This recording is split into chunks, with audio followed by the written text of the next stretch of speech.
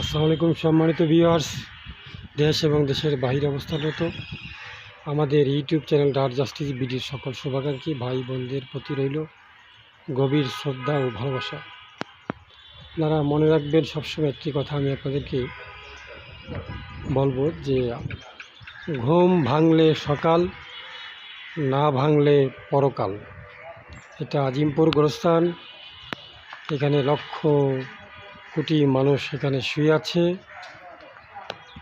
এই জন্য দুনিয়ার জমিনে অহংকার এবং গর্ব সহকারে কেউ চলাফেরা করবেন না। কারণ আপনি যে রাত্রে ঘুমাবেন, সকালে উঠবেন, এর কোনো নিশ্চয়তা নেই। এই জন্যই কথায় আছে, ঘুম ভাঙলে সকাল, না ভাঙলে পরকাল। পরকালের পথে আমরা সবাই যাত্রী। যে যাত্রাপথের শুরু আছে, শেষ নাই।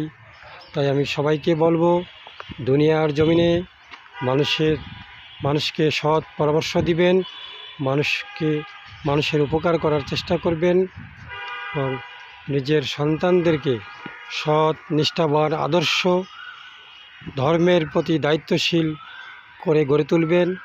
আজকের মতো এখানেই বিদায় নিচ্ছি। সবাইকে অসংখ্য ধন্যবাদ। আল্লাহ হাফেজ। আসসালামু আলাইকুম সম্মানিত ভিউয়ার্স, দেশ এবং দেশের বাইরে অবস্থানরত আমাদের ইউটিউব চ্যানেল ডার্ক জাস্টিস বিডির সকল শুভাকাঙ্ক্ষী ভাই বোনদের জানাচ্ছি, আপনাদের প্রতি রইল দোয়া ও ভালোবাসা। আজকে আমি আজিমপুর গোরস্থানের চিত্রটি ভিডিও চিত্রের মাধ্যমে আপনাদের মাঝে তুলে ধরছি। আর এর মাঝে একটি কথা বলবো, সেই কথাটি আপনারা গুরুত্বপূর্ণ